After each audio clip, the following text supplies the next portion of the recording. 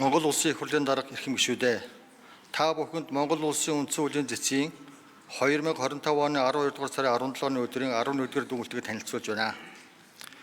Монгол улсын засаг захиргаа нутаг дэвсгэрийг нэгж түүний удирдлагын тухай хуулийн 40-р зүйлийн 41-ийн 2 дахь заалт Монгол улсын үндсэн хуулийг зөрчсөн эсэх маргааныг хянан шийдвэрлсэн тухай үндсэн хуулийн зэцгийн хуралдааны танхим 12 цаг.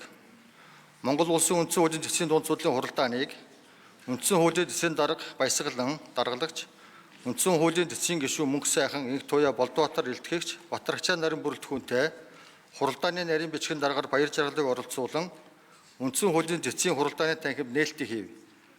Үндсэн хуулийн зэцгийн дунд судлалын хуралдаанд өргөдөл гаргагч Иргэн Баяр Магна болон Монгол улсын их хурлын итгэмжлэлсэн төлөөлөгч улсын их хурлын гишүүн Сандаг Очид нар оролцов. Энэхүү хуралдаанаар Монгол улсын их хурлаас 2020 оны 12 дугаар сарын 24-ний өдөр баталсан Монгол улсын засаг захиргаа нутаг дэвсгэрийг нэгж түүний удирдлагын тухай хуулийн 40-р зүйлийн 41-ийн 2 дахь заалт, Монгол улсын үндсэн хуулийн 16-р зүйлийн 9 дахь заалт, 19-р зүйлийн 1, 70-р зүйлийн 1 дахь хэсгийг тус зөрчсөн эсэх тухай маргааныг хянан хэлэлцэв. Үндсэн хуулийн зэцгийн 2025 оны 11-р дүгнэлт нь нийт 16 нүүр, түүний үндслэх хэсэг нь 8 нүүр болсон тул та бүхэнд дүгнэлтийн үндслэх хэсгийг товчилж тогтоох хэсгийг бүхэлд нь сонсгоё. Үндслэл 1. Монгол улсын засаг захиргаа нутаг дэвсгэрийг нэгж түүний удирдлагын тухай 1.1.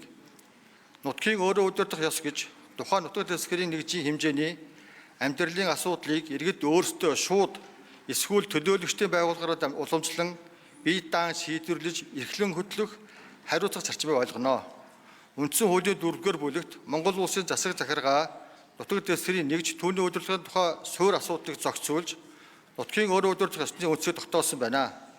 Мөн иргэд нийтээрээ чөлөөтэй тэгш шууд сонгох, саналаа нууцаар гаргах зэрэг ардчилсан сонгуулийн зарчмыг тусгасан нь нутгийн өөрөө удирдах байгууллагын сонгуульд адил үйлчлэх бөгөөд эдгээр зарчим нь сонгогчдын хүсэл зоригийн чөлөөт илэрхийллийг баталгаажуулж ардчилсан сонгууль явуулах суурь нөхцөлийг тогтоож өгдөг.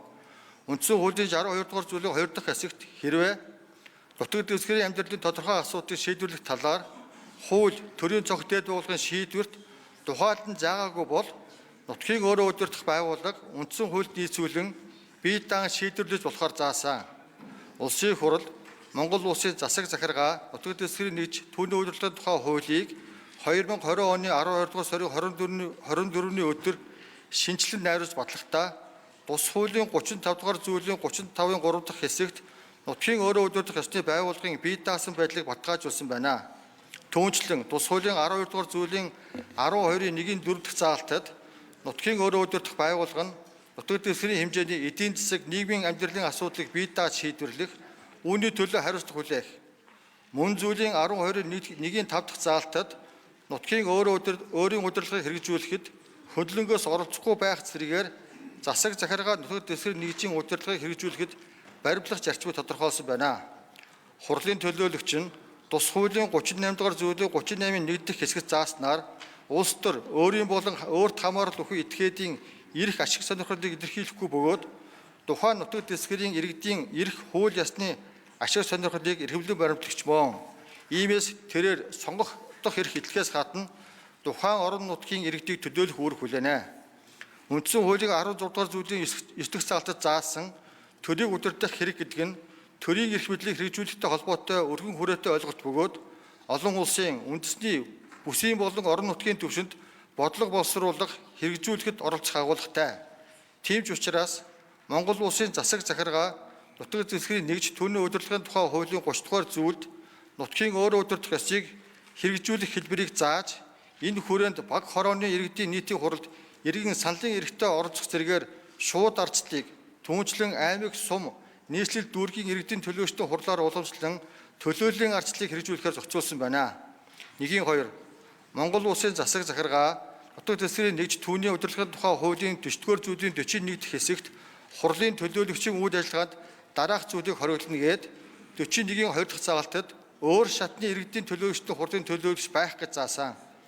Харин аймаг нийслэл сум дүүргийн иргэдийн төлөөлөгчдийн хурлын сонгуулийн тухай хуулийн 6 дугаар зүйлийн 6-гийн 5 дахь хэсэгт сум дүүргийн хурлын төлөөлөгчд нэр дэвшигч нь аймаг нийслэлийн хурлын төлөөлөгчд зэрэг нэр дэвшиж болно гэж хуульчилжээ. Энэ нь хурлын төлөөлөгч болон нэр дэвшигчтэй холбоотой өөрөөр харилцааг зохицуулж байгаа боловч хоёр шатны хурд нэгэн зэрэг нэр дэвшиж сонгосон этгээд Монгол улсын засаг захиргаа нутаг дэвсгэрийг нэгж түүний удирдлагын тухай хуулийн 40-р зүйлийн 41-ийн 2 дахь заалтад зааснаар өөр шатны хурд төлөөлөгчөөр хавсан ажиллах боломжгүй нөхцөл байдлыг үүсгэж байна. Улсын хурлын 2020 оны Монгол улсын засаг захиргаа нутаг дэвсгэрийг нэгж түүний удирдлагын тухай хуулийг хэрэгжүүлэх бэлтгэл ажлыг хангах зарим арга хэмжээний тухай 45 дугаар тогтоол заасны дагуу аймаг нийслэл сум дүүргийн иргэдийн төлөөлөгчдийн хурлын сонгуулийн тухай хуулийг уг хуульд нийцүүлэх арга хэмжээг өнөө хүртэл аваагүй байна. Иймд эдгээр зохицуултын зөрүүтэй байдлыг арилгаж, хууль тогтоомжийн нийслэлийг хангах үүднээс хурлын төлөөлөгчийг сонгох хуулийн зохицуултыг боловсронгүй болгох шаардлагатай байна. 2. Үндсэн хуулийн 16 дугаар зүйлийн 9 дэх заалтад нийцэх талаар сонгох эрх нь иргэний улс төрийн эрхийн бүрэлдэхүүн бөгөөд сонгох эрхийг Монгол улсын сонгуулийн эрх бүхий иргэн нийтээр эдлэх, харин сонгох эрхээ хэрэгжүүлэхэд тухайн албан тушаалын онцлогийг харгалзан тусгайлсан болцол шалгуурыг хуулиар тогтоож болохоор байна. Үндсэн хуулийн үжил баримтлалын хүрээнд түүлийн эрхээс бусад үндсэн эрхийг хязгаарлаж болохч уул хязгаарлалт нь тухайн эрхийн цөмийг үл хөндөх, эрх зүйн тодорхой байдал, тохирсон байх, ялгуурлан гадуурхгүй байх зэрэг зарчимд нийцхийг шаардах бөгөөд аль нэг зарчимд нийцээгүй бол тухайн хязгаарлалт үндсэн эрхийг зөрчсөн гэх үндэслэл болно. 2-1 эрхийн цөмийг үл хөндөх зарчмыг хангасан хэсэг. Үндсэн хуулийн 1-р зүйлийн 2 дахь заасан эрх чөлөөний зарчим нь үндсэн эрхийг аль болох хэвлүүлэхийг шаардах бөгөөд үндсэн эрхийг зайлшгүй тохиолдолд хязгаарлаж болохч тэрхүү хязгаарлалт нь тухайн эрхийг бүхэлдэн буюу тус эрхийн цөмийг илт үгүйсхийг хориглоно. Өөрөөр хэлбэл үндсэн эрхэд тавих хязгаарлалт нь тухайн эрхийн цөмийг үл хөндсөн байх ёстой. Үндсэн эрхийн цөмийн тухай ойлголт нь төрийн оролцооноос хувь хүнийг ямагт хамгаалж чөлөөтэй байх хүрээг баталгаажуулсан гол агуулга буюу үндсэн эрх бүрт заавал хамгаалагдах бодит цөм бий гэдгийг илтгэх бөгөөд энэ гол агуулгыг ямар ч тохиолдолд хүндэхгүй. Үндсэн эрхийн хязгаарлалт тухайн эрхийн цөмийг хүндэснээр тогтоогдвол тухайн эрхийг зөрчсөн тооцох бөгөөд тохирсон байх зарчимд нийцсэн эсхийг шалгах шаардлагагүй болно. Монгол улсын засаг захиргаа нутаг дэвсгэрийг нэгж түүний удирдлагын тухай хуулийн 40-р зүйлийн 41-ийн 2 дахь заалтад өөр шатны хурлын төлөөлөгч байхыг хоригдсон зохицуулт нь иргэнийг аль нэг шатны хуралд нэр дэвших боломжийг бүр мөсөн хаасан гэж үзэх үндслэлгүй байна. Иргэн хоёр шатны хуралд төлөөлөгчөөр сонгогдсож давхар ажиллах боломжгүй байх нь уг эрхийн мөн чанарыг үгүйсэхгүй. Өөрөөр хэлбэл иргэн аль нэг шатны хурлын сонгуульд нэр дэвших эрх хадгалагдаж байгаа нь иргэний сонгогдох эрхийн цөмийг хөндөөгүй гэж үзэх үндэслэл болно. 2-2 эрх зүйн тодорхой байдлын зарчмыг хангасан хэсэг. Монгол улсын засаг захиргаа нутаг дэвсгэрийг нэгж түүний удирдлагын тухай хуулийн 40-р зүйлийн 41-ийн 2 дахь заалт нь өөр шатны хурлын төлөөлөгчийн албан тушаалыг хасрахыг хориглосон агуулгыг салаа отохгүйгээр ойлгомжтой илэрхийлж байх тул үүний үр дагаврыг сонгогч нэр дэвшигч нь урьдчилан таамаглаж зан үйлдээр нийцүүлэх боломжтой байна. 2-3 тохирсон байх зарчмыг хангасан хэсэг. Үндсэн хуулийн 1-р зүйлийн 2 дахь хэсэг тусгасан хууль дээдлэх болон шударга орчны зарчмын дагуу үндсэн эрхэд тавих хязгаарлалт тохирсон байна. Уг зарчмын дагуу үндсэн эрхийн хязгаарлалт нь хууль ёсны зорилгод хүрэхэд уялдаатай зайлшгүй тэнцвэртэй байх гэсэн шалгуурыг хангах ёстой.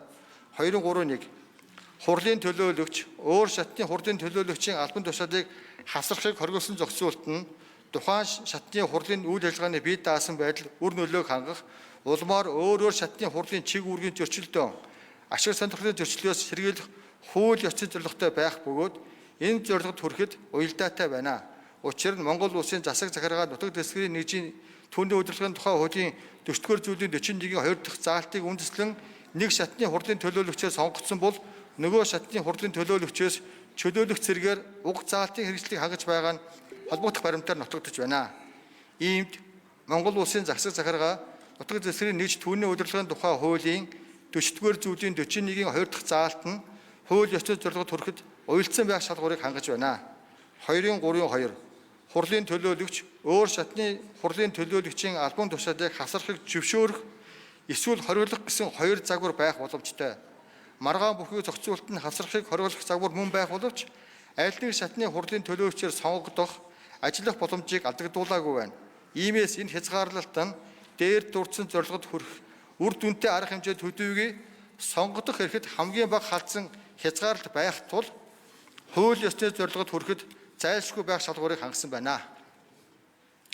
2-3 хурлын төлөөлөгч өөр шатны хурлын төлөөлөгчийн албан тушаалыг хавсрахыг хориглосноор өөр шатны хурлын чиг үүргийн зөрчилдөөн ашиг сонирхлын зөрчлөөс сэргийлэхэд чиглэж байх бөгөөд аль нэг шатны хуралд төлөөлөгчөөр сонгогдсон ажиллахыг үүсгээгүй байна. Энэ нь өөр шатны хурлын төлөөлөгчөөр давхар ажиллахыг зөвшөөрснөөс үүсэх сөрөг үр дагавраас илүү чухал тул хууль ёсны зорилгыг хангаснаар хүрэх үр дүн болон хөндөгдөж байгаа эрхийг хэрэгжүүлэх шаардлага хоорондын тэнцвэрийг хангасан байна. 2-4 ядуурлан гадуурхахгүй байх шалтмыг хангасан хэсэг. Маргаан бүхий зохицуулалт нь өөр шатны иргэдийн төлөөлөгчдийн хурлын чиг үүргийн зөрчилдөөн ашиг сонирхлын зөрчилдөөс сэргийлэх замаар ардчилсан шийдвэр гарах үйл явцыг баталгаажуулахыг зорж байх тул зохих үндэстэй тооцогдно. Түүнчлэн өөр шатны иргэдийн төлөөлөгчдийн хурлын төлөөлөгч байхыг бүх шатны хурлын төлөөлөгчд адилхан хоригдож мөн хурлын төлөөлөгч нар адилхан эрх зүйн байдалтай байх тул ядуурлан гадуурхахгүй байх зарчмыг хангасан байна. Засаг захиргаанд нутаг дэвсгэрийг нэгж түүний удирдлагын тухай хуулийн 40-р зүйлийн 41-ийн 2 дахь заалт нь бодиттой үндэстэй байх бөгөөд эрхийн цөмийг үл хөндөх, эрх зүйн тодорхой байдал тохирсон байх, ядуурлан гадуурхгүй байх зарчмыг тус алдагдуулаагүй байх тул сонгогдох эрхийг зөрчсөн гэж үзэхээргүй байна. 3. Үндсэн хуулийн 19-р зүйлийн 1, 70-р зүйлийн 1 дэх хэсэгт нийцсэн хэсэг. 3.1 маргаан бүхий зохицуулалт нь хурлын төлөөлөгч өөр шатны хурлын төлөөлөгч байхыг хориглох замаар иргэдийн төлөөлөгчдийн байгууллагаараа уламжлан төрийг удирдах хэрэгт оролцох эрхийг баталгаажуулахад чиглэсэн байх тул үндсэн хуулийн 19-р зүйлийн 1 дэх хэсэгт төрөөс хүний эрх чөлөөг хангах хүч эдийн засаг нийгэм хууль зүйн болон бусад баталгааг бүрдүүлэх хүний эрх чөлөөг зөрчигтэй тэнцэх хөндөгдсөн эрхийг сэргээн эдлүүлэх үүргийг иргэнийхөө өмнө хариуцна гэж заасанд нийцсэн байна. 3.2 дээрхээс үзэхэд Монгол улсын засаг захиргаа нутаг дэвсгэрийг нэгж түүний удирдлагын тухай хуулийн 40-р зүйлийн 41-ийн 2 дахь заалт нь үндсэн хуулийн 70-р зүйлийн нийт хэсэгт үндсэн хуульд хууль зарлиг төрийн байгууллага бусад шийдвэр нийт байгууллага иргэний үйл ажиллагаа бүрнээ нийцсэн байвал зохино гэж заасанд нийцсэн байна.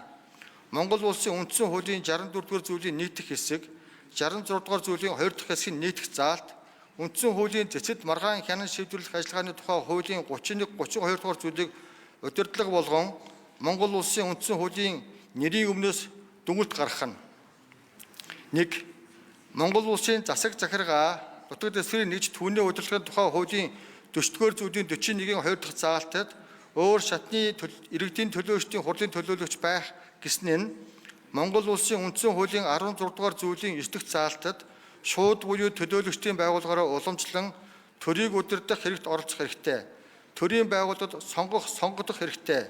19-р зүйлийн нийт хэсэгт төрөөс хүний эрх чөлөөг хангах үед эдийн засаг нийгэм хууль зүйн болон бусад баталгааг бүрдүүлэх, хүний эрх чөлөөг зөрчигтэй тэмцэх, хөндөгдсөн эрхийг сэргээн эдлүүлэх үүргийг иргэнийхөө өмнө хариуцна.